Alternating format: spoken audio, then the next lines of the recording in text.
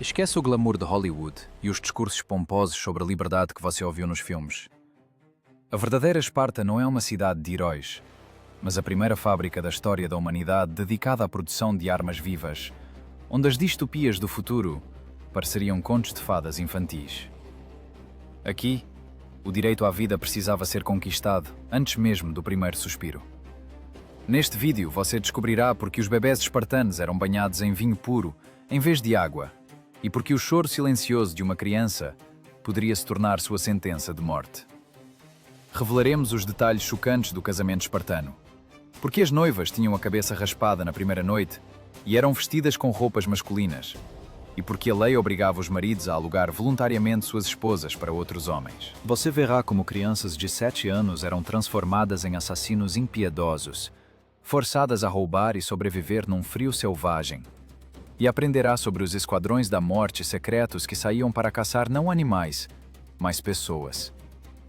Assista até o fim para entender como essa máquina perfeita de eugenia, projetada para criar o super-homem, acabou devorando a si mesma, transformando os maiores guerreiros da história em uma atração patética para turistas entediados.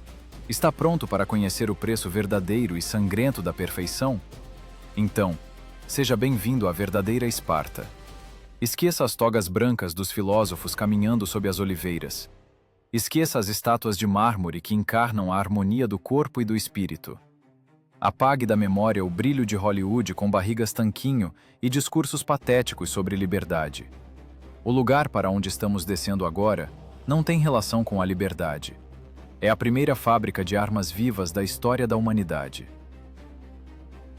Aqui, no Vale do Rio Eurotas, no século IX a.C., foi lançado um monstruoso experimento social, comparado ao qual as distopias do século XX parecem contos de ninar. Bem-vindo a Esparta, ou, como seus contemporâneos a chamavam, o estado onde até as paredes têm ouvidos, e a cama não pertence ao casal, mas ao rei. Imagine que você está entrando em uma casa espartana. Não há luxo aqui. Cheira a madeira úmida, suor e medo. O silêncio aqui não é tranquilidade. É a espera por uma ordem. Você acha que a vida privada é seu direito inalienável? Erro. Em Esparta não existe a palavra pessoal. Existe apenas o estatal. Seu corpo, seu sangue, sua semente. Tudo isso é um recurso nacionalizado. Licurgo, esse arquiteto semimítico do pesadelo espartano, não escreveu apenas leis. Ele reprogramou a natureza humana. Ele olhou para o amor e viu nele um defeito. Uma vulnerabilidade. A ferrugem que corrói o mecanismo da guerra. E ele resolveu esse problema radicalmente. O amor foi abolido. Em seu lugar, entrou a eugenia. Vamos encarar a verdade. Esparta não é uma cidade de heróis. É uma cidade-fábrica. E como em qualquer fábrica, aqui existe um departamento de controle de qualidade e uma linha de montagem. Só que, em vez de aço, aqui se fundem pessoas. O processo não começa no pátio de exercícios, nem no quartel. Começa no quarto. Embora chamar esse cômodo de quarto seja um insulto ao próprio conceito de conforto. É um setor de produção. Não há lugar para romance aqui. Aqui reina um cálculo frio e matemático. Entre. Escuridão. A lei proíbe o uso de tochas. O homem deve esgueirar-se até sua esposa na noite, como um ladrão, realizar o ato da concepção e desaparecer antes do amanhecer, para voltar ao quartel para seus verdadeiros parceiros, os outros soldados. Por que tão complicado? Para que esse jogo de esconde-esconde com a própria esposa? Licurgo acreditava que encontros raros, impregnados de risco e paixão, geravam uma prole mais vital. Consegue ouvir esse cinismo? O sexo foi transformado em um suplemento dietético para o melhoramento da raça. A fome emocional dos pais deveria ser convertida em força física dos filhos. Eles acreditavam que a saciedade matava a qualidade do produto. Se você vê a esposa todos os dias, você relaxa. E um pai relaxado significa um espermatozoide fraco. Um espermatozoide fraco significa um soldado morto. Um soldado morto é uma brecha na falange. A lógica é impecável e desumana. Pense por um segundo. Você não tem o direito de escolher quando estar com uma mulher. Você não tem o direito de simplesmente deitar e conversar com ela sobre o futuro, olhando para as estrelas. Porque conversas geram apego. O apego gera o medo da perda. E um espartano não deve ter medo de perder nada, exceto seu escudo. O Estado atua como o único casamenteiro, o único cafetão e o único parteiro. Foi uma nacionalização total da intimidade. Enquanto em Atenas os poetas cantavam Eros, aqui na Lacônia, Eros foi acorrentado e colocado a serviço da indústria militar. Isso não são apenas costumes rigorosos. É uma ditadura biológica. A mulher nesse esquema é rebaixada à função de incubadora. Uma incubadora prestigiosa, respeitada, fisicamente forte, mas ainda assim, uma incubadora. As moças eram forçadas a correr, lançar disco e lutar nuas diante dos rapazes. Acha que isso é o feminismo da antiguidade? Bobagem. É inspeção técnica. Os rapazes deveriam ver os corpos das futuras mães, avaliar a largura dos quadris, a força das costas, a resistência dos pulmões. Sem mistérios, sem véus. Você não escolhe uma companheira de vida. Você escolhe material genético. Uma peça defeituosa pode destruir toda a máquina. Pode parecer que estou exagerando, mas ouça as vozes dos próprios espartanos, que chegaram até nós através dos séculos. Xenofonte, que admirava esse sistema, escreve sobre isso com uma calma assustadora, como se descrevesse a criação de cães de caça. Ele fala que o casamento só acontecia quando o corpo estava no auge. Nada de casamentos precoces que esgotam o organismo. Nada de uniões tardias que dão uma semente decrépita. Tudo estritamente conforme o cronograma. Tudo conforme o padrão de qualidade. Você sente esse frio? É o frio do bisturi que remove do ser humano tudo o que é humano, deixando apenas o funcional. O casamento espartano é um episódio à parte nessa crônica do absurdo. Nada de flores, nada de hinos a Himeneu. Um ritual de sequestro. Violência elevada à categoria de cerimônia. Mas o pior acontecia depois. A noiva, muitas vezes ainda muito jovem, tinha a cabeça raspada. Vestiam-na com um manto masculino e sandálias. Colocavam-na no escuro sobre uma cama de palha. Para quê? Os psicólogos diriam que é uma maneira de facilitar a transição para o jovem que passou toda a vida consciente, exclusivamente em um coletivo masculino, no quartel, onde o corpo feminino era algo estranho e assustador. Empurravam-lhe um substituto, uma mulher disfarçada de menino, para que o guerreiro não sofresse um choque ao encontrar uma natureza diferente. Não é isso uma prova da mais profunda patologia social? Eles tinham tanto medo da feminilidade que até na noite de núpcias tentavam apagá-la, cobrindo-a com a lã grossa de um manto masculino. E essa linha de montagem funcionava sem parar. A obsessão pela perfeição exigia vítimas. E a primeira vítima foi a própria ideia de família. A família, em nosso entendimento, é um refúgio. Um lugar onde aceitam você de qualquer jeito. Fraco, doente, quebrado. Em Esparta, a família era o primeiro círculo do inferno. O primeiro filtro de seleção. O pai não era um protetor. Ele era o primeiro supervisor. Sua tarefa não era amar, mas avaliar.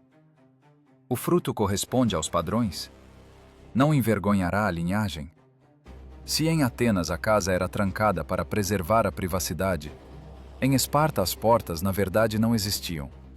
A qualquer momento, a lei poderia entrar no seu quarto e verificar se você estava cumprindo a ordem estatal corretamente. Olhe para os números, mas não os procure em relatórios estatísticos. Eles estão escritos com sangue. Por volta do século V a.C., quando o sol grego queimava a esperança, o número de espartanos plenos começou a diminuir catastroficamente. O sistema devorava a si mesmo. E sabem o que os sábios legisladores inventaram? Decidiram que o direito de propriedade sobre a mulher era um preconceito. Se queremos soldados ideais, Por que nos limitarmos a um marido? O ciúme foi declarado um vício, um resquício indigno de um verdadeiro patriota. Se o homem é velho, sua semente é fraca, mas sua esposa é jovem e fértil. Ele tem o direito de mantê-la egoisticamente para si? Não, troveja a voz de Licurgo. O velho é obrigado a trazer para casa um guerreiro jovem e forte. Ele deve ceder-lhe o seu leito. Ele deve ficar atrás da porta e alegrar-se com o fato de que no ventre de sua esposa amadurece uma nova unidade de qualidade, que será registrada em seu nome. Isso não é adultério, é um feito cívico. Imagine essa cena. O marido legítimo escolhe ele mesmo o produtor para sua esposa, guiando-se exclusivamente por seus dados físicos e méritos de combate. Sentimentos da mulher? Ninguém perguntava sobre eles. Sentimentos do pai biológico? Ele é proibido de se apegar à criança. Ele fez o serviço, pode ir embora. Mas isso ainda não é o limite do cinismo da máquina estatal. Acontecia também o contrário. Se um homem digno, herói de guerra, via a esposa de outro que gerava filhos fortes e saudáveis, ele podia ir ao marido dela e pedi-la alugada. E não se podia recusar. Pois isso era para o bem da polis. Recusar significava colocar seus instintos de propriedade acima do bem de Esparta. Isso já não era apenas eugenia. Era a destruição total do conceito de personalidade. As pessoas tornaram-se gado reprodutor com passaportes de cidadãos. A mulher transformou-se numa bandeira transitória de bravura, num vaso público para gestar heróis. E esse vaso deveria funcionar sem falhas enquanto pudesse. Você pode perguntar, e o amor? É possível matar o instinto? É. Se desde a infância martelarem na cabeça que o amor por uma pessoa específica é o roubo do amor pelo Estado. Eles criaram uma sociedade onde a forma mais elevada de intimidade era a morte na mesma fileira, ombro a ombro. Tudo o mais é apenas fisiologia necessária para repor as fileiras. Nós olhamos para eles como titãs do espírito, mas talvez devêssemos olhar para eles como vítimas da maior síndrome de Estocolmo da história, reféns apaixonados por sua prisão. E assim, o produto dessa linha de montagem íntima vinha ao mundo. O choro do bebê rompia o silêncio. Mas esse choro não provocava sorrisos de ternura. Ele acionava um cronômetro. 9 meses o ventre trabalhou para o Estado. Agora chegava o momento da verdade. Na maioria das culturas, o nascimento é um milagre.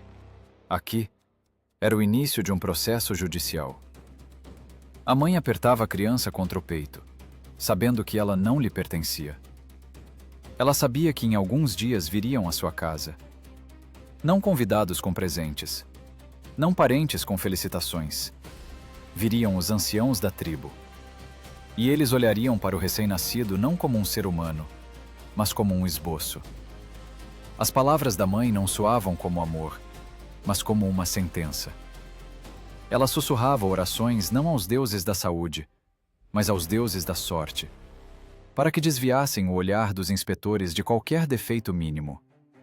Porque em Esparta, o direito à vida precisava ser merecido, antes mesmo de você aprender a segurar a cabeça.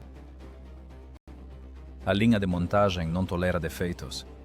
E se o ancião visse que o bebê era fraco, ou tinha um formato estranho de crânio, ou simplesmente chorava baixo demais, a decisão seria instantânea e irrevogável.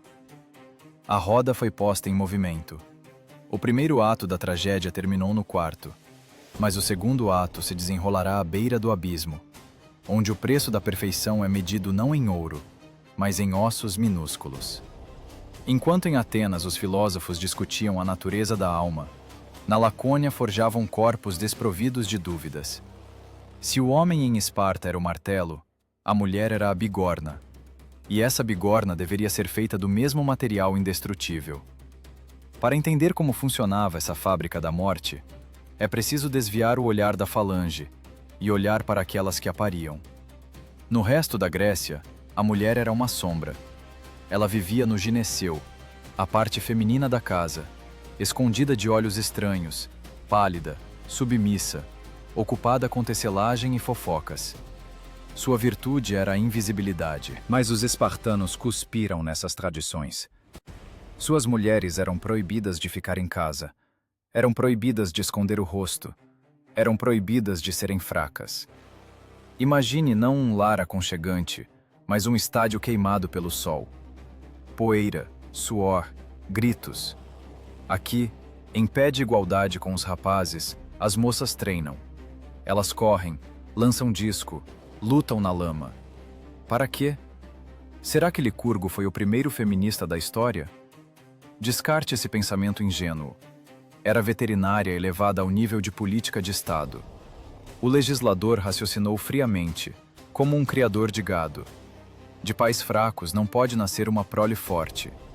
Para trazer ao mundo um guerreiro capaz de marchar 3 dias sem água e matar sem hesitação, a mãe deve ser uma máquina fisicamente impecável.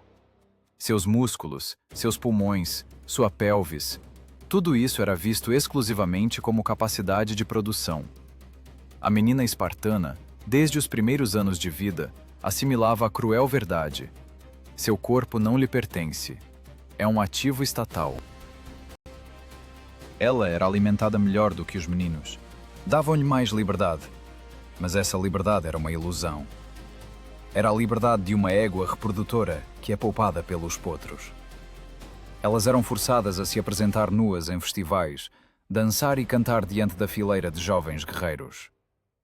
O homem moderno veria nisso devassidão ou exploração. O espartano via nisso controle de qualidade.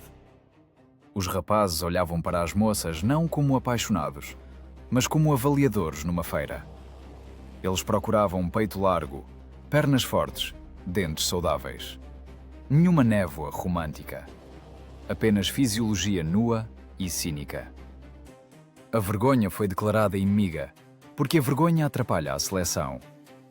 Foi aqui, nos pátios poeirentos, que se forjou aquela mesma mulher espartana cuja imagem se cercou de lendas. Você certamente já ouviu a frase: apenas as espartanas dão à luz homens de verdade. Sou orgulhoso, não é? Mas ouça o subtexto. Isso não é orgulho. É um relatório de cumprimento de plano. É a declaração de um mestre de fábrica de que sua linha de montagem não admite defeitos. Ensinavam à mulher que seu único valor, seu único bilhete para a eternidade, era um filho que morreria pelo Estado. Se ela não pode gerar tal filho, ela é uma raça vazia, uma boca inútil, lixo social.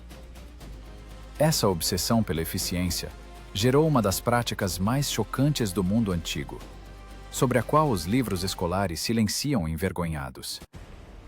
Estamos falando de poliandria legalizada e incentivada pelo Estado, que é difícil até chamar de poliandria. Era um swing à moda espartana, ditado não pela busca de prazeres, mas pela lógica seca da sobrevivência. Num mundo onde cada soldado vale ouro, o conceito de fidelidade conjugal tornou-se um luxo inadmissível. Ciúme era queimado com ferro em brasa. Sentimento de propriedade foi equiparado à traição à pátria. Imagine a situação. Um espartano idoso e respeitado, membro do Conselho de Anciãos. Ele tem poder, tem terras, tem uma esposa jovem. Em qualquer outra sociedade, ele a guardaria como a menina dos olhos. Mas aqui, ele se olha num espelho de bronze e vê um corpo flácido. Ele entende. Seu tempo passou. Sua semente já não dará a qualidade que Esparta precisa. O que ele faz? Ele vai ao quartel. Ele procura um guerreiro jovem e furioso, cuja força está no auge. E ele o traz para sua casa. Ele diz: entre para minha esposa. Semeie nela sua semente, para que minha linhagem se encha de força. Isso não é humilhação. É a forma suprema de consciência cívica. O velho recua para a sombra, cedendo lugar à conveniência biológica. Agora olhe para isso com os olhos da mulher. Ninguém lhe pergunta nada. Seu marido, a quem você jurou fidelidade, traz ele mesmo para sua cama um homem estranho, cheirando a sangue e suor. E você não tem o direito de recusar. Você não tem o direito de sentir repulsa ou, ao contrário, de se apaixonar. Você é um campo que precisa ser arado. E não importa de quem é o arado que fará isso. O importante é a colheita. Seu ventre é um objeto de destinação estratégica. Se você é bonita, forte e fértil, mas seu marido é pobre ou fraco, outros podem vir até ele. Podem pedir você alugada, como pedem um cavalo de guerra ou um bom cão de caça. E a lei de Licurgo dizia: entregue. Não seja egoísta. Compartilhe seu potencial genético com os concidadãos. Os historiadores escrevem que em Esparta não havia processos judiciais por adultério. Sabem por quê? Porque é impossível violar os limites do permitido, onde esses limites não existem. O conceito de ilegítimo perdeu o sentido. Todas as crianças eram filhas de Esparta. A paternidade biológica dissolvia-se na coletiva. Cada guerreiro adulto era pai de cada menino. Era um esquema genial e monstruoso. Ao destruir a família, transformaram a cidade inteira numa enorme caserna disfuncional, unida por responsabilidade mútua. Mas o que acontecia com a alma da mulher nessa linha de montagem? Como se pode viver, sabendo que você é apenas um vaso? A psique se adaptava de maneira terrível. As mulheres tornavam-se mais fanáticas que os homens. Elas matavam a piedade dentro de si para não enlouquecer. Aquela mãe que, ao se despedir do filho, dizia: com o escudo ou sobre ele, não é uma heroína. É vítima de um trauma psicológico profundíssimo. Ela renunciava ao filho antecipadamente. Ela o enterrava antecipadamente em seu coração, para que quando chegasse a notícia de sua morte, não gritasse, mas apenas a sentisse secamente. Eu sabia que ele era mortal, dirá ela. Isso não é estoicismo. É morte emocional. O sistema exigia que as mulheres fossem tão de aço quanto as espadas de seus maridos. E elas se tornavam de aço. Frias. Cortantes. Toda a vida da espartana era uma espera infinita. Primeiro a espera do marido, esgueirando-se na noite. Depois a espera da concepção. E, finalmente, a espera mais terrível. O nascimento. 9 meses ela carregava sob o coração não apenas uma criança. Ela carregava uma prova. Todos os dias ela apalpava a barriga, rezando para que o feto não parasse, para que chutasse forte e ritmado. Porque ela sabia, assim que o cordão umbilical fosse cortado, seu poder terminaria. Ela é apenas a produtora de um produto semi-acabado. A aceitação seria feita pelo Estado. E então chegava esse dia. O dia em que o ar na casa ficava denso de tensão. As servas preparavam água quente, mas não preparavam o berço. Em Esparta não era costume alegrar-se antecipadamente com uma nova vida. Alegria é uma emoção, e emoções aqui eram distribuídas por cupom. A parturiente cerrava os dentes, tentando não gritar muito alto, pois mesmo no parto, a espartana deveria manter a dignidade. Ela não dava a luz para si. Ela dava a luz para a comissão. Em seus olhos, cheios de dor e exaustão, lia-se uma pergunta muda. Eu consegui? Ele saiu perfeito? Afinal, se Atenas nos deixou o Pártenon e a democracia, Esparta nos deixou apenas o mito da morte e a palavra lacônico. Mas o preço desse mito começava a ser pago exatamente ali, nos lençóis ensanguentados. Enquanto a criança dava seu primeiro suspiro, enchendo os pulmões de ar, passos pesados já eram ouvidos atrás da porta. Não vinham parabenizar, vinham julgar. A máquina de eugenia, lubrificada com o suor e o sangue das mães, preparava-se para realizar seu giro principal e mais desumano. O primeiro choro do bebê era o sinal para o início da sessão do tribunal, onde o réu era ele mesmo, e seu crime poderia ser qualquer fraqueza, mesmo a mais insignificante.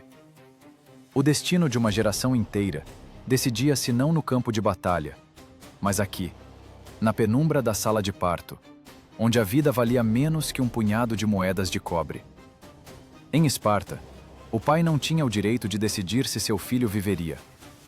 Essa é a primeira e mais terrível verdade que se deve assimilar. Em qualquer outro canto da Hélade, o chefe da família podia levantar o recém-nascido do chão, reconhecendo-o como seu, ou rejeitá-lo. Era seu poder pessoal. Mas aqui, no vale do rio Eurotas, a paternidade era apenas uma formalidade burocrática. Assim que o cordão umbilical secava, o homem pegava o embrulho com o bebê, mas não o levava ao altar doméstico para pedir a bênção dos antepassados. Ele o levava para a leste, o local de reuniões, onde não estavam sentados avós bondosos, mas os anciãos da tribo. Eram os velhos mais respeitados, mais cruéis e mais calejados pela vida, cujos olhos viram mais mortes do que nascimentos. Imagine esse momento. Você está diante do conselho. Em suas mãos, carne quente e viva, seu sangue. Mas você não ousa dizer uma palavra em sua defesa. Você é apenas um mensageiro que entregou uma amostra biológica para a perícia.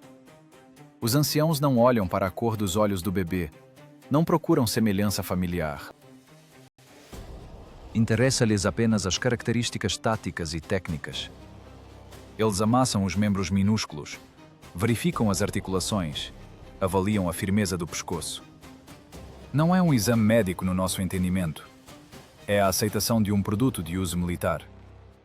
Se a criança parece apática, se sua constituição lhes parece desproporcional ou frágil, a sentença é proferida instantaneamente. Nada de "vamos esperar, ele vai crescer". Esparta não acredita em potencial, acredita apenas no fato. Mas a inspeção visual era pouco. A paranoia da perfeição exigia um teste mais profundo. E então traziam um barril.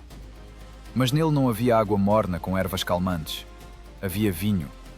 Vinho puro, não diluído, forte, cujos vapores faziam a cabeça girar. Historiadores, como Plutarco, preservaram para nós a descrição desse teste monstruoso. O bebê era mergulhado no vinho com cabeça e tudo. Para quê? Os espartanos acreditavam que o álcool era um papel tornassol para a força vital. Acreditavam que uma criança doentia, propensa à epilepsia ou simplesmente fraca, com tal choque, entraria em convulsões e perderia a consciência. Seu organismo não suportaria o ataque químico. Imagine esse cheiro. O aroma penetrante de uva fermentada, misturado com o cheiro de medo infantil. O bebê gritava.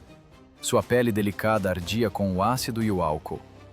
Mas para os anciãos, esse grito era música. Se a criança ficasse vermelha, tensa, berrasse com toda a força de seus pulmões, e seu corpo ficasse duro como pedra, era um bom sinal. Ele está se temperando, diziam eles. O vinho deveria matar o fraco, ou tornar o forte ainda mais resistente. Era a primeira vacina de crueldade. Desde os primeiros dias de vida, o espartano aprendia que o mundo não é um peito materno quente, mas um ambiente cáustico e escaldante que tenta destruí-lo. E se a criança não passasse no teste? E se ela se calasse? Ou se o ancião notasse um pé torto? Então soava a palavra apotetai. É o nome de um lugar que se traduz como lugar de rejeição ou depósito. Soa seco, quase como um armazém. Na verdade, era a cordilheira Taigetos, um desfiladeiro com penhascos íngremes. O pai não tinha permissão para matar a criança ele mesmo. Seria pessoal demais, emocional demais. O descarte era feito pelo Estado. O material defeituoso era levado à beira do precipício e deixado lá, jogado para baixo, no abismo frio. Estamos acostumados a pensar nisso como barbárie. Mas vamos tentar, por mais terrível que seja, entender a lógica deles. Os espartanos não consideravam isso assassinato. Consideravam devolução aos deuses. Na visão de mundo deles, a vida de uma pessoa incapaz de segurar um escudo ou gerar guerreiros não era uma dádiva, mas uma maldição. Para que condenar um aleijado a uma vida cheia de humilhações numa sociedade onde se cultiva apenas a força? Para que gastar recursos estatais com alguém que nunca trará benefício? Era um utilitarismo radical. Nem para a própria criança, nem para o Estado é vantajoso que ela viva, se a natureza desde o início não lhe deu saúde e força. Assim eles raciocinavam. Era a economia da morte. Esparta não tinha muralhas. Suas muralhas eram as pessoas. E cada pessoa é um tijolo. Se o tijolo rachou na queima, não se pode colocá-lo na parede, senão todo o prédio desaba. Por isso, as apothetai não eram apenas um depósito de corpos, eram o alicerce de sua segurança. O horror desse lugar não estava no sangue, mas no silêncio. Apenas o vento assobiava nas rochas do Taygetos, abafando os últimos suspiros daqueles que não passaram no controle de qualidade. Lá embaixo, jaziam milhares de heróis não nascidos, poetas não reconhecidos, pensadores rejeitados. Esparta matava sua diversidade em prol da unificação. Ela castrava voluntariamente seu fundo genético, deixando apenas um ramo, o mais agressivo da evolução. A atmosfera na beira desse penhasco estava impregnada de uma calma gélida. Os carrascos não sentiam ódio pelos bebês. Sentiam a sensação de dever cumprido. Era um procedimento sanitário, a purificação da nação de impurezas. E quando o pai voltava para casa de mãos vazias, sua esposa não fazia perguntas. Lágrimas eram proibidas. Luto pelos descartados não era declarado. A sociedade fingia que essas crianças nunca existiram. Era uma amnésia coletiva, um mecanismo de defesa para não enlouquecer com a consciência de que você vive sobre o cemitério de seus próprios filhos. Mas voltemos àqueles que tiveram sorte. Aqueles que suportaram o banho em vinho, cujos membros satisfizeram os velhos exigentes. O pai trazia o filho sobrevivente para casa. Parecia que agora se podia respirar aliviado. Agora se podia amar. Mas não. Era apenas um adiamento da sentença. A criança recebia o direito à vida, mas não o direito à liberdade. Davam-lhe um visto de permanência na família. A validade desse visto era estritamente limitada. 7 anos. Exatamente o tempo que o Estado concedia à mãe para amamentar o futuro soldado. Esses 7 anos eram um tempo estranho. Os meninos não eram enfaixados. Licurgo acreditava que faixas limitavam a liberdade de desenvolvimento do corpo e do espírito. Eram criados num ambiente espartano, mas ainda doméstico. Alimentados com comida simples, ensinados a não ter medo do escuro e da solidão. Mas sobre cada casa onde crescia um menino, pairava uma espada de Damocles invisível. A mãe via seu filho crescer, dar os primeiros passos, rir, e em cada aniversário, ouvia o tic-tac do relógio. Ela sabia a data. Sabia que numa manhã, a porta se abriria, e na soleira surgiria a figura do pedonomo, o educador estatal. A sobrevivência no desfiladeiro Taygetos não dava a vida, apenas passava a criança para o próximo nível do jogo, onde as apostas ficavam ainda mais altas. Os primeiros 7 anos eram apenas uma etapa preparatória, um breve instante de calor relativo antes do mergulho no frio absoluto. As crianças que escaparam do voo no abismo ainda não sabiam que as esperava um destino, talvez, mais terrível que a morte rápida nas rochas. Elas aprendiam a andar, correr e brincar de guerra, sem suspeitar que a verdadeira guerra contra sua natureza humana estava prestes a começar. E quando o 7º inverno cobria a Lacônia de neve, a infância delas terminava. Para sempre. A mão de ferro do Estado já estava erguida para arrancá-las dos braços maternos e jogá-las nos moinhos que moeriam suas almas em pó, para moldar desse pó tijolos ideais para a muralha que não tem fim.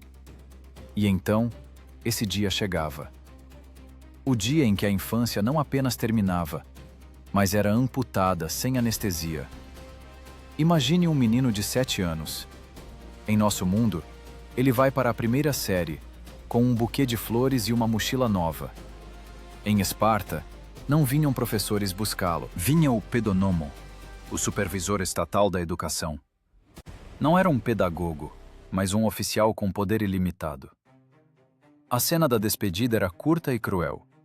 Nada de lágrimas, nada de longos abraços. A mãe, a mesma que passou pela seleção e gerou um produto de qualidade, ficava seca e ereta como uma lança. Ela não tinha o direito de chorar quando o Estado recolhia sua propriedade. Mãos rudes arrancavam a criança chorosa de sua casa natal e a jogavam no inferno do quartel, cujas portas se fechavam atrás de suas costas por longas décadas. A partir desse segundo, o menino não tinha mais nome, tinha apenas um apelido. Não tinha casa, tinha apenas a Agela, a matilha. Licurgo, esse engenheiro louco de almas humanas, decidiu que a individualidade é um veneno. Por isso, a primeira coisa que faziam com as crianças era raspar suas cabeças. Todas, do mesmo jeito. Era um ato de unificação, o apagamento da personalidade. Você não é mais filho do seu pai, você é parte do enxame. Você é um lobinho que deve morder os outros para sobreviver. As condições em que eles entravam hoje seriam chamadas de campo de concentração para menores. Mas os espartanos chamavam isso de agogê, educação ou condução. Embora fosse mais preciso traduzir como adestramento. Esqueça as camas, esqueça o calor. Os meninos não tinham direito nem a cobertores. Dormiam em esteiras que eles mesmos tinham que fazer. E aqui começa o verdadeiro sadismo do sistema. Para fazer sua cama, a criança tinha que ir à margem do rio Eurotas e arrancar juncos. Ouça bem, não cortar com faca, mas arrancar com as próprias mãos. Ferramentas eram proibidas. Crianças de 7 anos quebravam os caules duros e cortantes com os dedos, esfolando a pele até a carne, quebrando as unhas. Para quê? Para que as mãos ficassem calejadas. Para que a dor se tornasse um hábito. Um pano de fundo ao qual não se presta atenção. No inverno, quando o frio penetrava até os ossos, era permitido adicionar ao junco a penugem de uma planta chamada licofone, que se acreditava aquecer. Imagine essas crianças, com as mãos ensanguentadas, tremendo sobre uma pilha de lixo, apertadas umas às outras como filhotes, tentando preservar os restos de calor. Essa era a casa delas. Roupas? Isso é luxo. Até os 12 anos, era permitido usar uma túnica, mas a partir dos 12 anos, era entregue apenas um manto por ano. Um pedaço sujo e grosso de lã, que servia de roupa, cobertor e atadura. Eles andavam sujos.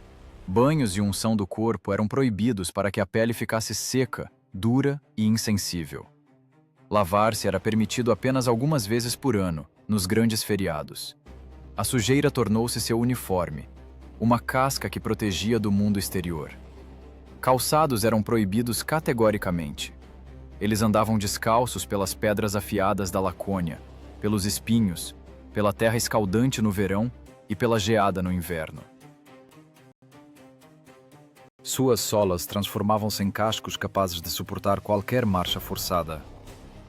Mas a ferramenta mais terrível nas mãos dos educadores não era o frio, era a fome. Fome artificial, calculada, administrativa. O chefe da Agela, esse supervisor da matilha, distribuía rações tão escassas que nunca eram suficientes para saciar. As crianças viviam em estado de subnutrição permanente. O estômago contraía em queimbras. Os olhos procuravam comida por toda parte. Você pergunta, por que matar de fome os futuros defensores da pátria? O soldado não deve ser bem alimentado e forte? A lógica espartana virava tudo de cabeça para baixo. Licurgo afirmava que a fome torna o corpo leve e fibroso e a mente afiada. O homem saciado é preguiçoso e complacente. O homem faminto é um predador. Ele pensa constantemente onde conseguir um pedaço. Ele escaneia o espaço. Ele é astuto. Ele é perigoso. O Estado não apenas economizava na comida. Ele transformava o déficit de calorias em um aparelho de ginástica para o cérebro. E aqui chegamos à lição mais paradoxal e imoral da agogê: o roubo legalizado. Como a comida não era suficiente, era permitido oficialmente aos meninos, mais do que isso, era incentivado roubar. Eles roubavam comida dos guerreiros adultos, entravam nas despensas alheias, invadiam hortas. Não era travessura, era uma operação de combate. Missão: roubar um pedaço de pão ou queijo e não ser pego. Se você trazia a presa para o quartel, e dividia com os camaradas, você era herói. Elogiavam você. Você demonstrou esperteza, agilidade e ousadia. Qualidades necessárias a um batedor na retaguarda inimiga. Mas se pegavam você... se pegavam você, o castigo era terrível. Mas entenda a nuance. Batiam não porque você roubou. Roubo não era considerado pecado. Batiam porque você foi pego. Batiam pela falta de jeito. Batiam pela burrice. Você é um péssimo ladrão, gritava o supervisor, descendo o chicote nas costas magras da criança. Você deixou ser descoberto. E na guerra, isso é a morte. Imagine essa inversão na cabeça de uma criança. A moral foi cancelada. Existe apenas a eficiência. Roubou e escapou. Muito bem. Roubou e foi pego. Criminoso. Bem e mal foram substituídos por sucesso e fracasso. Isso gerava situações monstruosas. A história lendária que contavam a cada novato. Sobre o menino que roubou um filhote de raposa. Ele o escondeu sob o manto quando o instrutor se aproximou. O animal, enlouquecido de medo e escuridão, começou a roer a barriga do menino, rasgando a carne até as vísceras com garras e dentes. Mas o pequeno espartano ficou imóvel, sorria e respondia às perguntas do mais velho, sem demonstrar nada. Ele permitiu que o animal roesse suas entranhas e morreu, mas não delatou o roubo. Para nós, é uma história sobre loucura. Para eles, era o ideal de firmeza. Melhor morrer do que ser envergonhado pela incompetência. Nessa atmosfera de estresse constante, fome e frio, não sobreviviam os mais inteligentes nem os mais bondosos. Sobreviviam os mais maldosos e resistentes. Aqueles que podiam suportar a dor. Aqueles que podiam bater primeiro. Aqueles que podiam roubar do amigo o último pedaço de pão enquanto ele dormia e não sentir remorso. A Agogê não educava a nobreza. Educava a eficiência de um assassino. Aos 12 anos, essas crianças já lembravam poucos seres humanos. Eram feras com olhos vazios, que viam o mundo através da fenda da mira. Conheciam o gosto de sangue. Conheciam o preço do silêncio. Mas o mais terrível era que começavam a amar esse sistema. A síndrome de Estocolmo tornava-se coletiva. A dor que lhes causavam, eles percebiam como cuidado. O Estado me bate para que eu fique forte, pensava o menino, adormecendo no junco ensanguentado. E enquanto os filósofos nos jardins da academia discorriam sobre a virtude, aqui, na lama e no frio, formava-se uma nova raça de pessoas. Pessoas nas quais a empatia atrofiava. Pessoas para as quais a piedade era sinônimo de fraqueza. E a fraqueza era punida com a morte. Mas o sofrimento físico era apenas o prelúdio. O corpo pode ser temperado com frio e fome. Mas para criar o escravo ideal do sistema, é preciso quebrar não os ossos. É preciso quebrar a vontade. E para isso a máquina espartana tinha preparado a próxima etapa. A indústria do terror psicológico, onde a ferramenta principal já não era a fome, mas a humilhação. Cicatrizes físicas fecham. A pele, mesmo arrancada pelo junco até a carne, cresce de novo, ficando apenas mais grossa. Mas o que acontecia com a mente do adolescente espartano era irreversível. Se a Agogê começava como uma escola de sobrevivência do corpo, na adolescência transformava-se numa fábrica de lobotomia da personalidade. Licurgo não precisava apenas de soldados fortes. Ele precisava de fanáticos. E o fanático nasce apenas onde o pensamento crítico foi morto. Por isso, a etapa seguinte da linha de montagem foi a indústria do terror psicológico, onde a arma principal não era a fome, mas a vergonha. Você certamente já ouviu a expressão fala lacônica. Apresentam-nos isso como sinal de sabedoria, a habilidade de dizer muito em poucas palavras. Se, responderam os espartanos à ameaça do rei da Macedônia. Bonito? Sim. Mas vamos olhar o avesso dessa brevidade. O menino espartano calava-se não porque era sábio. Ele calava-se porque tinha medo de abrir a boca. A palavra em Esparta era um campo minado. Qualquer frase que parecesse ao instrutor estúpida, desnecessária ou muito rebuscada era punida instantânea e cruelmente. Não lhes inculcavam o amor pela precisão. Inculcavam o pavor da autoexpressão. Imagine um jantar no quartel. Não é descanso após um dia pesado. É um exame sob a mira de uma arma.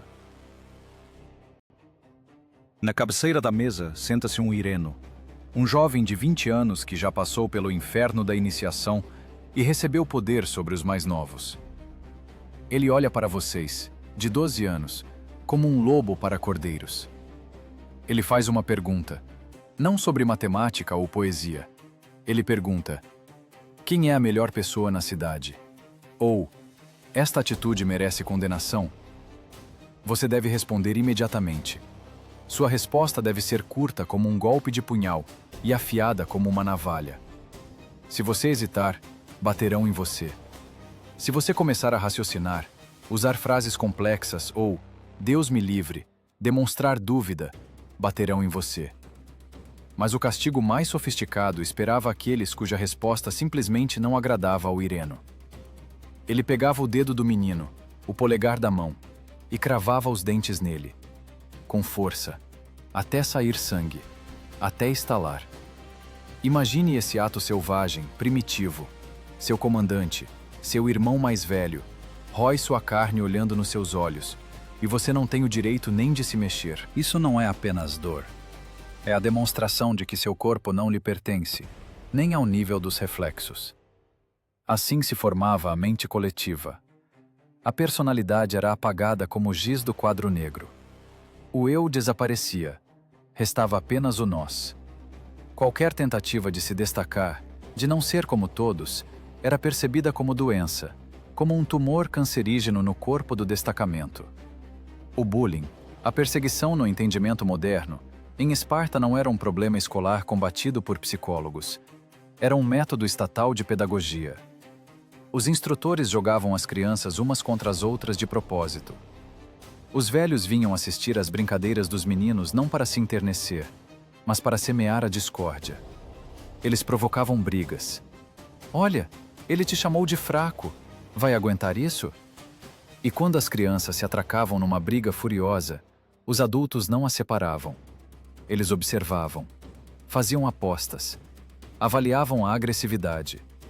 Quem bate primeiro? Quem não se rende quando está sendo estrangulado? Quem chora? Aquele que tentava evitar a briga ou pedia paz era espancado por toda a matilha. O pacifismo era equiparado à covardia. Você era obrigado a ser agressivo. Era obrigado a odiar o próximo para provar sua utilidade ao sistema. Nessa atmosfera de desconfiança total e competição, nascia a instituição mais controversa e sombria da educação espartana: a inspiração. Assim chamavam as relações entre um guerreiro adulto e um adolescente. A história oficial chama isso timidamente de mentoria, mas vamos dar nome aos bois. Era uma pedofilia legalizada, elevada à categoria de dever estatal. A cada menino era designado um amante entre os jovens guerreiros. Mas esqueça o romantismo de O Banquete de Platão. Aqui não havia lugar para sentimentos elevados. Era um vínculo hierárquico rígido. O mais velho recebia direito total sobre o corpo e a alma do mais novo. Era controle absoluto. O mais novo tornava-se a sombra do mais velho, seu escudeiro, servo e objeto de paixão. Mas o horror residia na responsabilidade. Se o menino cometesse um erro, se gemesse de dor durante a surra ou mostrasse covardia, não puniam a ele. Puniam seu inspirador. Batiam no guerreiro adulto por ter educado mal seu pupilo. Imagine esse peso de culpa nos ombros de um adolescente. Você tem medo da dor não porque dói em você. Você tem medo de que, por causa do seu grito, baterão na pessoa que você idolatra e a quem é obrigado a amar por lei. Isso os amarrava numa responsabilidade mútua mais forte que qualquer corrente. A dependência emocional tornava-se total. O menino aprendia a suportar qualquer tormento, só para não decepcionar seu dono. Era uma manipulação genial da psique. Substituíram a consciência pelo medo da autoridade e o amor pelo dever de obediência. Aos 15 anos, esses adolescentes já eram aleijados emocionais. Não sabiam rir, pois o riso relaxa. Não sabiam ter compaixão, pois a pena do fraco é traição à força. Olhavam para o mundo com o olhar pesado e fixo de criaturas cuja alma foi amputada. Ensinavam-lhes a andar sem levantar os olhos, olhando apenas para os pés, para não se distrair com o mundo ao redor. As mãos deveriam estar sempre escondidas sob o manto. Você é invisível. Você é uma função. Você existe apenas quando lhe dão uma ordem. A sociedade espartana era uma máquina de produção de psicopatas a serviço do Estado. Psicopatas que funcionavam perfeitamente na formação, mas eram absolutamente impotentes como indivíduos. Não sabiam o que fazer com a liberdade, se ela de repente caísse sobre eles.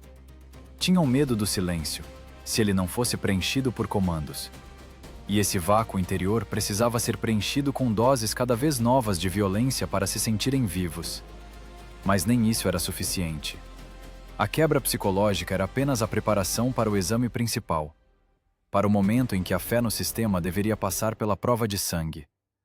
Não sangue inimigo, mas o próprio. Pela frente os esperava um ritual, comparado ao qual as mordidas nos dedos pareciam uma travessura infantil inocente. Esperava-os o altar de Ártemis Ortia, o lugar onde a santidade era medida em litros de sangue derramado. E o amor dos pais se transformava em exigência de martírio. As portas do templo já se abriam, e o cheiro de incenso misturava-se com o cheiro do gosto acobreado do medo. Se você acha que o inferno é um lugar debaixo da terra, onde os pecadores são cozidos em caldeirões, você se engana. O inferno ficava no centro de Esparta, a céu aberto, e chamava-se Templo de Ártemis Ortia. Não viemos aqui rezar.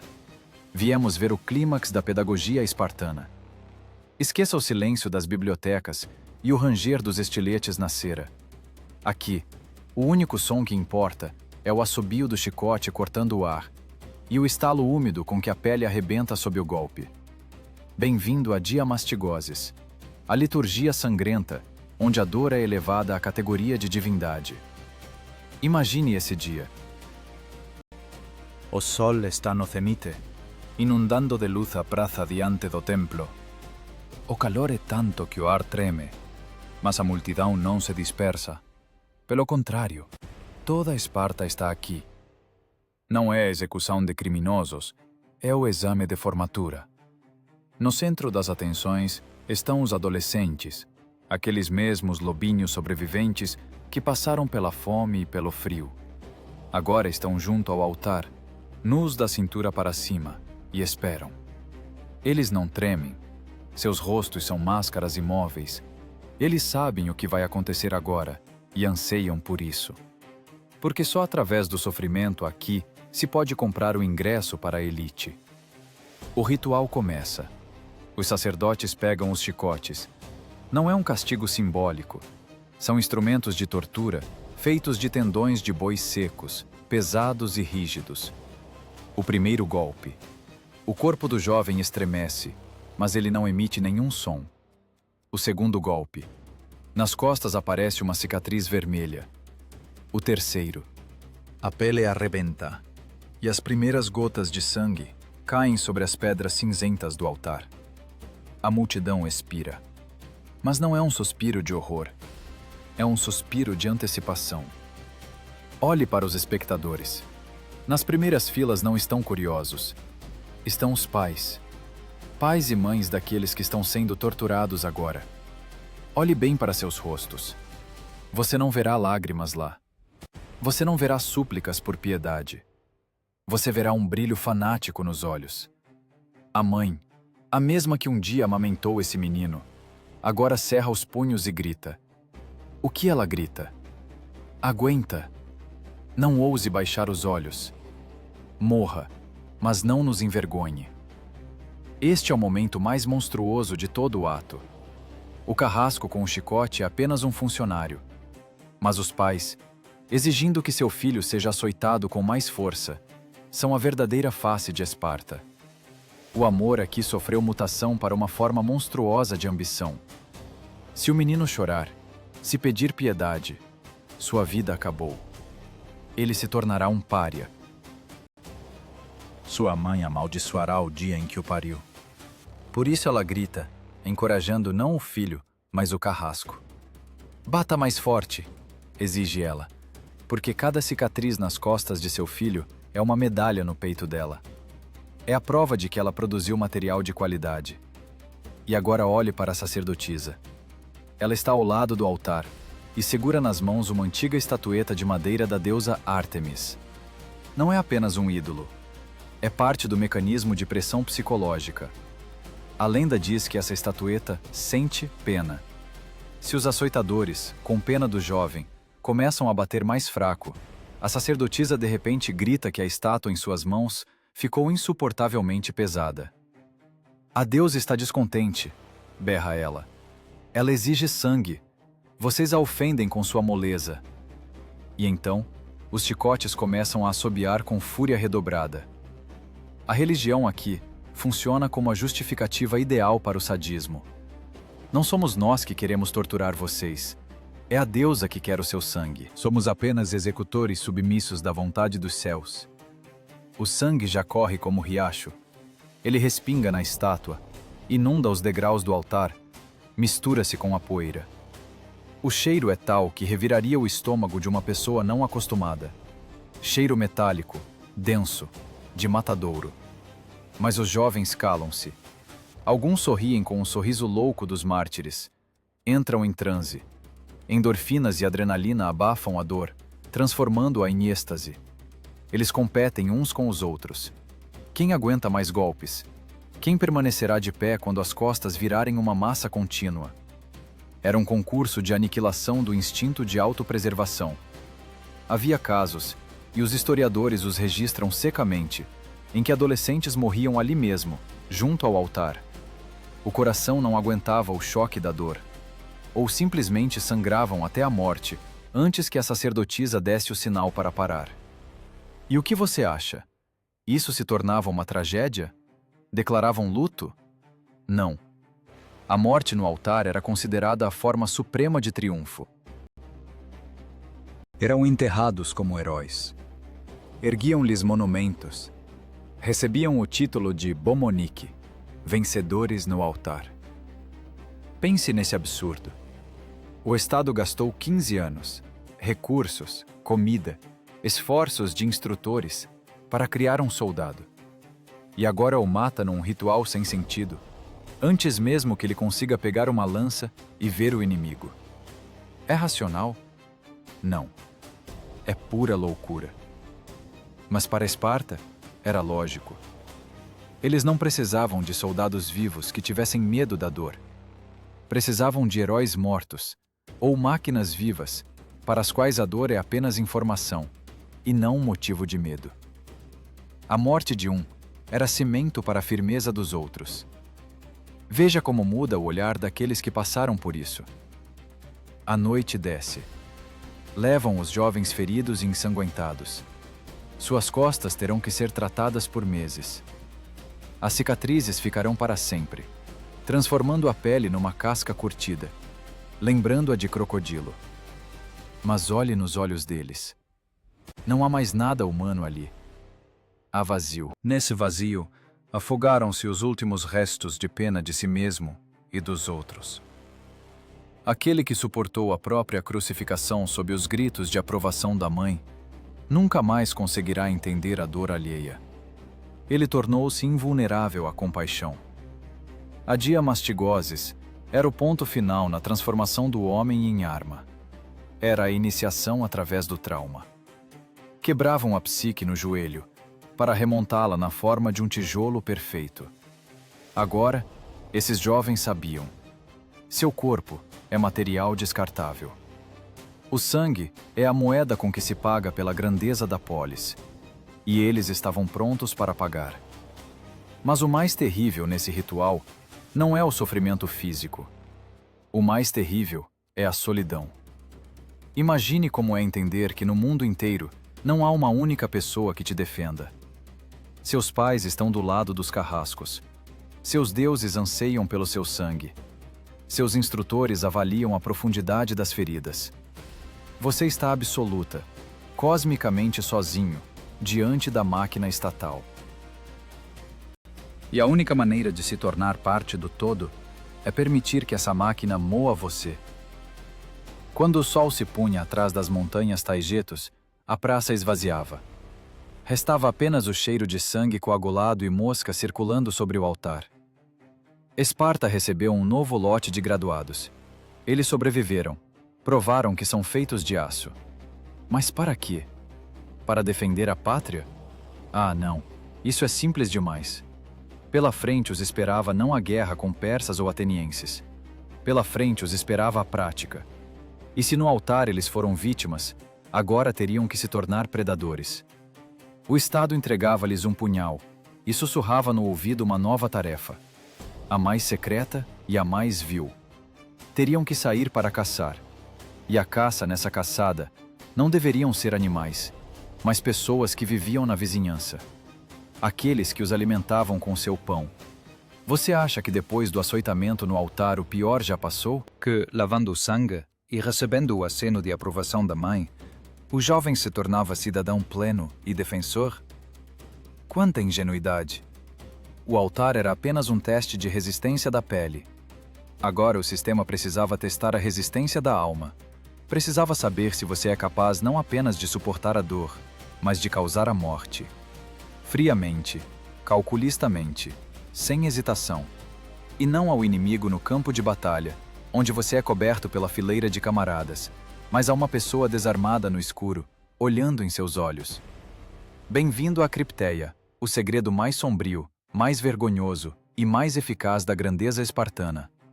Essa palavra se traduz como coisas ocultas, mas não é espionagem no nosso entendimento. Era terrorismo de Estado, dirigido contra a própria população. Os graduados da Agogê, aqueles melhores dos melhores, recebiam sua primeira missão de combate. Não lhes davam armaduras, não lhes davam escudos, tiravam-lhes até aquela roupa miserável que tinham.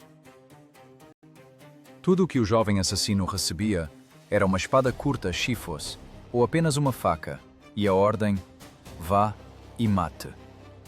Quem matar? Persas? Atenienses? Não.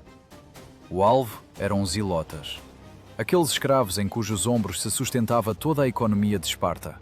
Aqueles que aravam a terra, cultivavam o pão, costuravam roupas e construíam casas, enquanto os espartanos treinavam para matar. Havia muitos ilotas, assustadoramente muitos. Segundo algumas estimativas, para cada espartano havia 7 ou até 10 escravos. Era um mar de ódio, que a qualquer momento poderia transbordar e afogar seus senhores. E Esparta vivia no medo eterno e pegajoso dessa revolta. Para manter essa massa em obediência, não bastava apenas bater com chicotes. Era preciso um terror total e paralisante. E as cripteias eram um instrumento desse terror. Todos os anos, os éforos, altos funcionários de Esparta, ao assumir o cargo, primeiramente realizavam um ritual. Declaravam oficialmente guerra aos ilotas. Pense nesse absurdo jurídico. O Estado declara guerra aos seus próprios súditos. Para quê? Para tirar dos assassinos a maldição religiosa. Matar uma pessoa em tempo de paz é miasma, impureza que enfurece os deuses. Mas se a guerra é declarada, o assassinato torna-se um feito. Era a burocracia do sangue, permitindo matar sem pecado. E assim nosso graduado parte para a caça. De dia ele se esconde. Deita-se em valas à beira da estrada. Enterra-se em pilhas de folhas secas. Senta-se em arbustos densos. Ele não deve ser notado. Se o virem, será punido. Não pela intenção de matar, mas pela inabilidade de ser invisível. Ele está com fome, está todo atento. Observa os camponeses trabalhando no campo. Quem ele procura? Criminosos? Rebeldes? Preguiçosos? Não. A lógica de Esparta aqui dá a cambalhota mais monstruosa. O jovem procura os melhores. Ele observa o ilota mais forte, o mais alto, aquele que trabalha mais rápido que todos. Aquele em cujos olhos brilha a inteligência e não submissão. Aquele que poderia se tornar um líder. Aquele que amanhã pode levantar a cabeça e dizer: chega.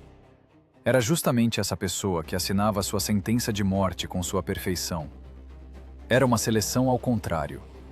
Se em suas fileiras os espartanos cultivavam a força, nas fileiras dos escravos eles ceifavam sistematicamente tudo o que era vivo e capaz de resistência, deixando apenas uma massa cinzenta, oprimida e sem vontade. A noite cai. O silêncio cobre o vale. Os camponeses vão para suas cabanas, e então da escuridão aparecem eles, sombras, lobos em pele humana. O jovem se aproxima sorrateiramente de sua vítima. Nada de duelos, nada de luta justa. Uma facada na garganta de quem dorme, ou um ataque a um viajante solitário na estrada. Rápido, silencioso, mortal. Não é guerra de heróis, é trabalho de açougueiro. Imagine o que sente um rapaz de 18 anos, cortando a garganta de um homem que, talvez, ainda ontem tenha entregue parte da colheita para seu sustento. Nesse momento, morre nele o último laço com a humanidade, a gratidão e a compaixão. Ele vê o medo nos olhos da vítima, sente o sangue quente e pegajoso em suas mãos, e entende. Ele é o Senhor. Ele é o juiz dos destinos. Esse sentimento inebriante de poder absoluto corrompia a alma irreversivelmente. Eles voltavam para os quartéis de madrugada, lavavam os punhais, e ninguém fazia perguntas. Era um segredo que todos conheciam. Os ilotas sabiam que qualquer um deles podia não acordar se fosse forte demais ou orgulhoso demais. Os espartanos sabiam que sua segurança era comprada ao preço de assassinatos noturnos. As cripteias eram um exame de formatura em desumanidade. Você não podia se tornar parte da elite sem se manchar com o sangue de um escravo. Isso criava uma responsabilidade mútua de força monstruosa. Somos todos assassinos aqui. Somos todos cúmplices aqui. Não temos para onde fugir deste submarino. Se os ilotas se revoltarem, não pouparão ninguém, porque nós não poupamos seus melhores filhos. Isso transformava Esparta numa fortaleza sitiada, onde o inimigo não estava além dos muros, mas dentro, em cada casa, em cada campo. Autores antigos escrevem que os espartanos tratavam os ilotas de forma tão cruel e ofensiva, não apenas por sadismo, mas para quebrar seu espírito. Forçavam-nos a beber vinho puro, e bêbados, levavam-nos aos refeitórios públicos para mostrar a juventude. Vejam como o escravo é repugnante. Vejam como ele perde a aparência humana. Não sejam como eles. Mas a verdadeira ironia estava no fato de que, matando e humilhando escravos, os próprios espartanos perdiam a aparência humana muito mais rápido. Quem se parece mais com uma fera? Um camponês bêbado ou um jovem sóbrio que corta friamente sua garganta na noite? As cripteias ensinavam o principal. Para o espartano, não existe moral além dos interesses do Estado. Existem apenas os nossos e os estranhos. Aos nossos, a vida. Aos estranhos, a morte. E o conceito de estranho era muito amplo. Hoje é o ilota. Amanhã, o habitante da polis vizinha. Depois de amanhã, qualquer um que não concorde com a lei de Licurgo. Era uma escola de carrascos profissionais. Agentes de serviços especiais do mundo antigo, para os quais não existem métodos proibidos. Após um ano desse serviço nos esquadrões da morte, o jovem mudava para sempre. Seu olhar tornava-se pesado, avaliador. Ele aprendeu a mover-se sem fazer barulho. Aprendeu a ver ameaça em cada farfalhar. Aprendeu a matar sem emoções. Agora ele estava pronto. Pronto para quê? Para a guerra? Sim. Mas também estava pronto para a próxima etapa de sua vida, que para qualquer pessoa normal é uma festa, mas para o espartano, mais uma obrigação estranha e assustadora. Ele provou que sabe tirar vidas. Agora o Estado exigia dele aprender a criar essas vidas. Mas, como tudo em Esparta, até o amor aqui foi virado do avesso, transformado numa operação especial sob o manto da noite. O graduado com a faca ensanguentada voltava à formação para receber uma nova missão: casar-se. E esse casamento seria mais parecido com um sequestro e continuação da guerra do que com a união de dois corações. A escuridão que escondia seus crimes nas cripteias agora deveria se tornar a única testemunha de sua vida familiar. Em Esparta, até o casamento parecia um crime. Se em Atenas o casamento era um contrato público, uma festa com tochas, música e hinos a Himeneu, aqui começava com violência. Ritual, legalizada, mas ainda assim violência. O noivo não cortejava a noiva. Ele não lhe dava presentes, não recitava poemas e não pedia a mão ao pai num jantar em família. Ele tinha que sequestrá-la, literalmente. Agarrar, jogar no ombro e levar, enquanto ela se debatia. Claro, muitas vezes era uma encenação combinada pelos pais, mas a forma em si, a captura da presa, dizia muito. A mulher aqui é um troféu que precisa ser tomado à força. Mas o que acontecia depois, atrás das portas fechadas da casa, é capaz de chocar até o homem moderno acostumado a extravagâncias. Imaginem essa cena. A moça sequestrada é entregue às mãos da chamada madrinha. Mas ela não a veste de branco, não a enfeita com flores e não a unta com óleos perfumados. Ela pega uma faca ou tesoura e raspa a cabeça da noiva, completamente, até a pele brilhar. O símbolo da feminilidade, os cabelos longos, cai no chão, misturando-se com a poeira. Para quê? Qual o sentido disso? Espere, ainda não é tudo. Após o corte, vestem a moça com outras roupas, dão-lhe um manto masculino e sandálias, fazem-na parecer um menino adolescente. E assim, careca, em roupas masculinas, colocam-na numa cama de palha na escuridão total. Ela fica deitada sozinha, no silêncio, e espera. Não é um leito nupcial. Parece mais uma cela de prisão ou uma emboscada. E onde está o marido?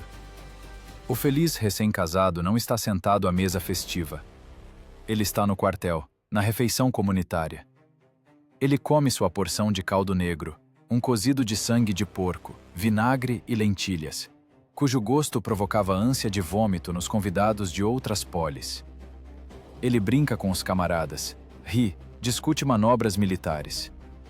Ele finge que nada está acontecendo. Ninguém deve notar que hoje sua vida mudou. O casamento é um segredo vergonhoso, uma fraqueza que deve ser escondida. E só quando chega a noite profunda, quando os supervisores dormem e a cidade mergulha na escuridão, ele começa sua operação especial. Ele não vai até a esposa orgulhoso como dono. Ele se esgueira como ladrão. Ele pula cercas, esconde-se nas sombras, evita patrulhas. Se for pego no caminho para a própria esposa, será ridicularizado e punido. É o absurdo elevado à lei. O Estado obriga você a violar a disciplina para cumprir o dever demográfico. Ele entra no quarto onde está sua esposa. No quarto não há lamparina, nem mesmo uma lasca de madeira acesa. Escuridão absoluta e densa. Ele não vê o rosto dela. Ele encontra o corpo pelo tato. Mas de quem é esse corpo? Sob as mãos, a lã grossa do manto masculino. Ao toque, a cabeça raspada, como a de seus camaradas de quartel. Psicólogos e historiadores discutem até hoje sobre esse momento. Teria sido feito para facilitar a transição para o guerreiro que a vida toda viu apenas corpos masculinos e poderia sentir repulsa ou medo da natureza feminina? Seria uma tentativa de enganar seus instintos, empurrando-lhe um substituto de menino? Ou seria uma maneira de humilhar a mulher, tirando-lhe a identidade até no momento da intimidade? Nessa escuridão, não havia lugar para ternura. Não havia longas conversas. Tudo acontecia rápido, funcionalmente, quase grosseiramente. Ele realizava o que o Estado exigia dele. Semeava a semente. E logo depois disso ele tinha que ir embora, fugir. Ele não tinha o direito de ficar e dormir ao lado dela. Ele não podia acordar de manhã e ver o rosto dela nos primeiros raios de sol. Ele devia voltar ao quartel antes do amanhecer, para estar na formação matinal como se nada tivesse acontecido. Isso continuava não por uma semana nem por um mês. Durava anos. Plutarco escreve que muitos espartanos chegavam a ser pais de vários filhos antes de ver o rosto da esposa à luz do dia pela primeira vez. Pense nisso. Você tem filhos, mas não sabe a cor dos olhos da mãe deles à luz do sol. Você vive com uma pessoa que para você é apenas um fantasma na noite, um corpo quente no escuro, uma função, e não uma personalidade. Licurgo explicava isso com sua lógica distorcida de abstinência. Ele afirmava que tal segredo preserva a agudeza dos sentimentos. Se marido e mulher se veem constantemente, eles se saciam, a paixão se apaga e os filhos nascem apáticos. Mas se cada encontra um risco, um roubo, um breve instante de fruto proibido, então a paixão arderá eternamente e a prole será furiosa. Novamente vemos essa abordagem de engenharia. As emoções humanas são apenas combustível para o bioreator. O amor era dosado a conta-gotas para não virar apego, que poderia competir com o amor a Esparta. Pois a família é, em essência, uma pequena conspiração de dois contra o mundo todo. É o lugar onde a pessoa tem algo seu, pessoal, íntimo. Esparta não precisava dessas conspirações. Não precisava do pessoal. Por isso o homem era mantido à força, num estado de eterno adolescente vivendo em alojamento. A verdadeira família para ele continuava sendo seu destacamento. A verdadeira casa, o refeitório. E a esposa? A esposa era algo como um vício secreto, um mal necessário para a continuação da espécie. Aos 30 anos, o espartano finalmente recebia o status de igual e o direito de morar em casa. Mas a essa altura, sua psique já estava concretada. Ele não sabia viver em casa. Sentia-se desconfortável no silêncio e na paz. Estava acostumado ao ronco dos camaradas, ao cheiro de suor e óleo de armas. Ele era um estranho na própria família.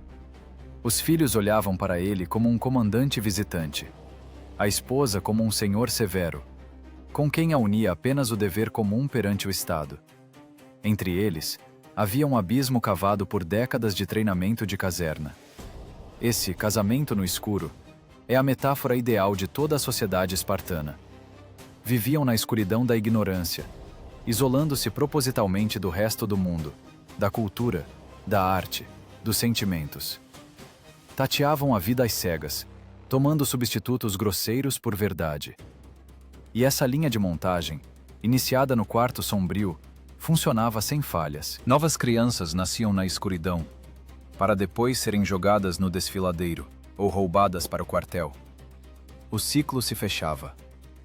Mas um sistema construído sobre a supressão da natureza não pode ser eterno. O homem não é uma máquina. A biologia cobra seu preço. A ironia do destino foi que exatamente essa obsessão pela pureza do sangue e perfeição física, pela qual sacrificavam o amor e a família, acabou levando-os à degeneração. O mecanismo que funcionava no limite das rotações começou a superaquecer.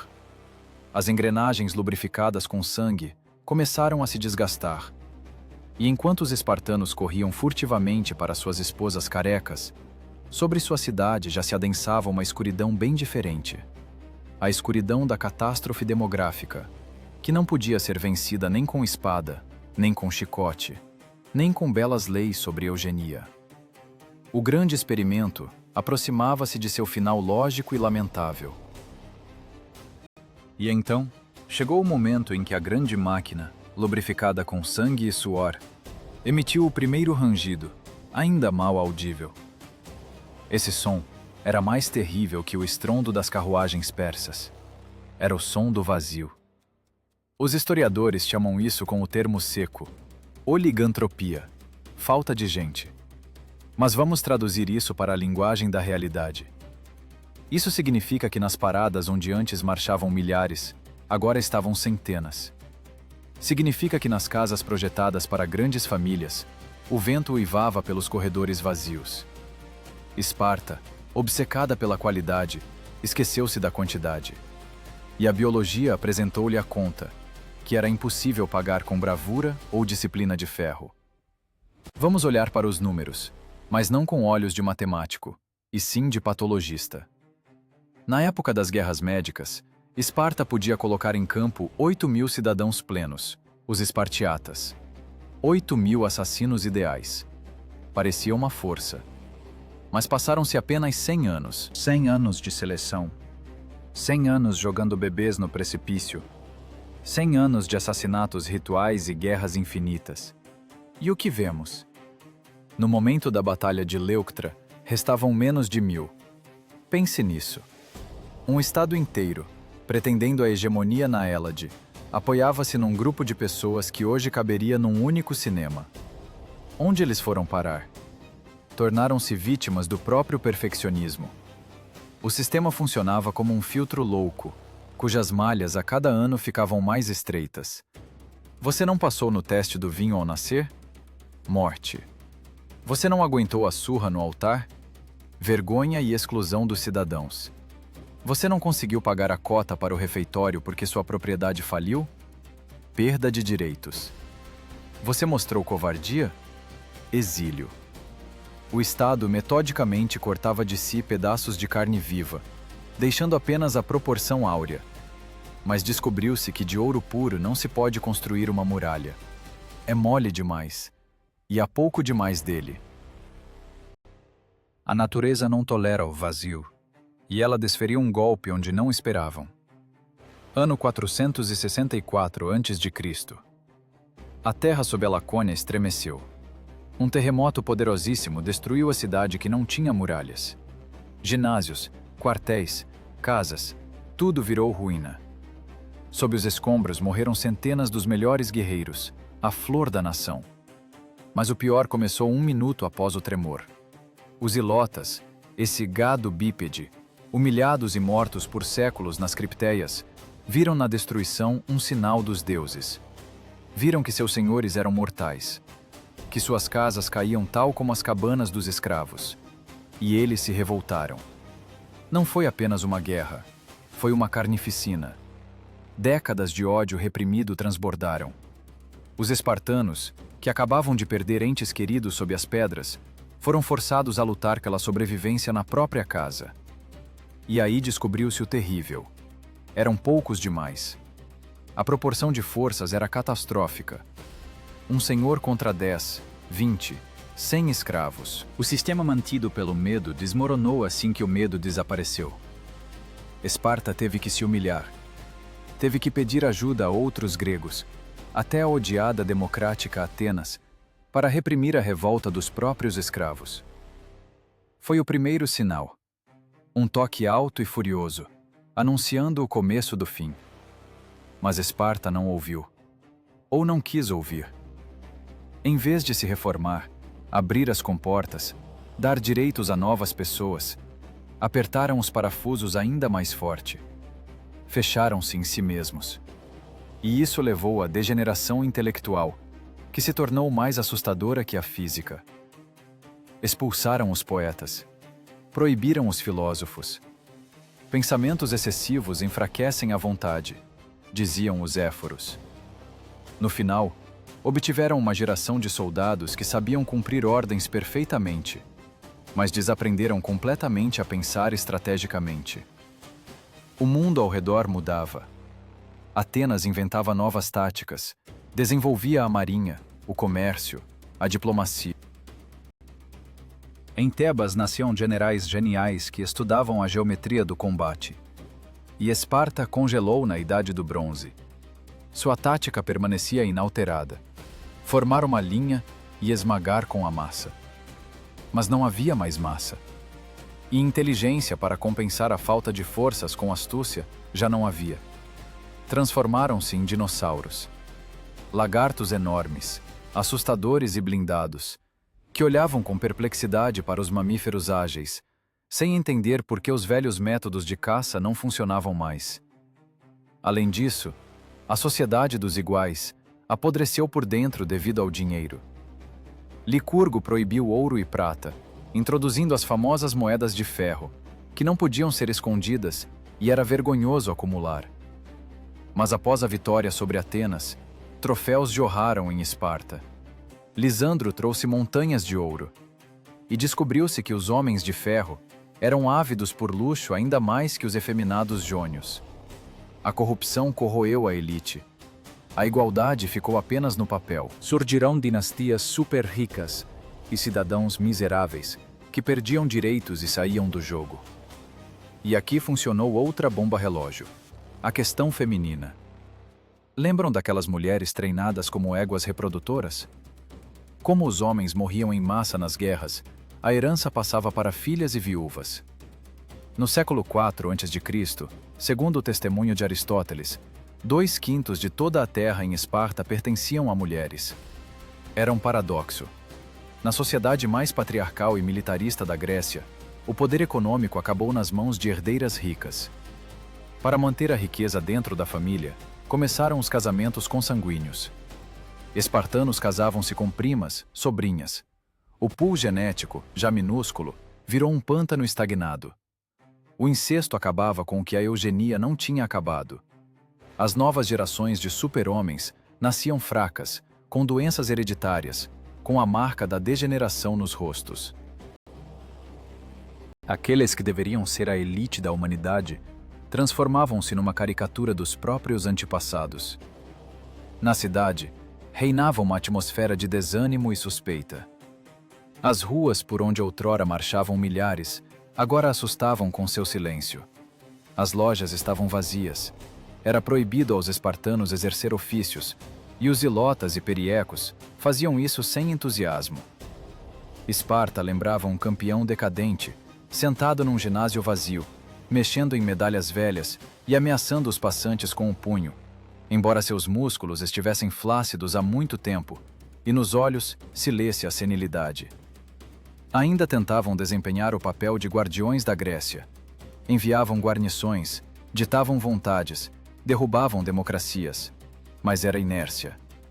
O mito da invencibilidade de Esparta viveu mais que a própria Esparta. Os vizinhos temiam não a força real, mas a sombra do passado. O manto vermelho do espartano ainda causava tremor, mas sob esse manto já não havia aquele corpo monolítico das Termópilas. Havia um esqueleto coberto de pele de pergaminho. Foi uma agonia estendida no tempo. O sistema criado para produzir morte, no fim começou a produzir a morte do próprio povo. A obsessão pela pureza levou à esterilidade. A obsessão pela força levou à fragilidade. Os espartanos tinham tanto medo da influência externa que sufocaram no próprio suco. Mataram em si tudo o que era humano, para se tornarem ferramentas ideais, mas esqueceram que uma ferramenta sem a mão que a guia é apenas um pedaço de metal. E essa mão, a mente viva, flexível e criativa, foi decepada pela lei de Licurgo muitos séculos atrás. E eis que no horizonte as nuvens se adensam. Não são persas vindo, são os próprios gregos, tebanos. Eles não têm medo de mitos, eles veem a verdade. Veem que o rei não está apenas nu, o rei está morrendo. A história preparava o cenário para o último ato dessa tragédia.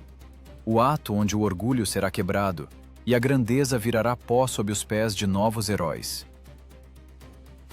O tempo contava implacavelmente os últimos dias até a batalha que deveria colocar um ponto final nesse experimento prolongado sobre a natureza humana. A planície perto da cidade de Leuctra já esperava sua colheita sangrenta.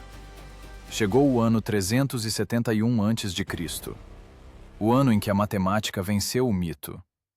Local da ação: a planície de Leuctra, um campo queimado pelo sol da Beócia, destinado a ser o túmulo da grandeza espartana. Para cá, retumbando escudos, vieram 2 exércitos. De um lado, os espartanos liderados pelo rei Cleômbrato. Estavam confiantes. Tinham às costas 3 séculos de reputação impecável de monstros invencíveis. Do outro lado, os tebanos sob o comando de Epaminondas. Os espartanos olhavam para eles com desprezo. O que esses amantes de flautas poderiam saber sobre a verdadeira guerra? Mas naquele dia, Epaminondas trouxe ao campo de batalha não apenas lanças, trouxe inovação. Por toda a sua história, os espartanos guerrearam segundo um único modelo: estender a falange em linha, colocar os melhores combatentes no flanco direito e esmagar com a massa. Era um ritual tão imutável quanto um sacrifício. Acreditavam que a guerra era uma competição de bravura, não de astúcia. Epaminondas, porém, era um intelectual.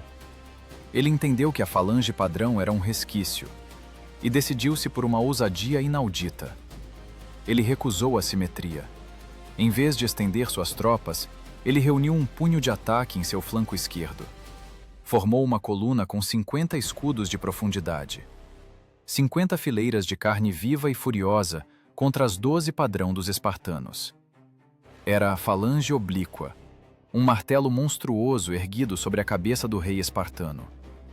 Enquanto os espartanos se alinhavam, mantendo belos intervalos e ouvindo os comandos dos flautistas, os tebanos já começavam a corrida. Não foi uma batalha, foi física. Massa multiplicada pela aceleração. O impacto foi terrível, como se um trem de carga colidisse com uma parede de tijolos. A elite espartana, aqueles iguais que passaram pelo inferno da água G, foram simplesmente varridos. Sua habilidade individual, sua capacidade de suportar dor, seus golpes precisos, tudo isso não importava quando sobre eles desabou uma avalanche pesando centenas de toneladas. 50 escudos contra 12. As leis da mecânica revelaram-se mais fortes que as leis de Licurgo. O rei Cleombroto caiu um dos primeiros. Ao redor de seu corpo ferveu uma confusão furiosa, mas já era agonia. Pela primeira vez em séculos, os espartanos, vendo a morte de seu rei, não entraram em fúria berserker, mas vacilaram. A lei sagrada que dizia vitória ou morte rachou. Começaram a recuar, não organizadamente, mas em pânico. A grande formação espartana desmoronou como um castelo de cartas ao vento.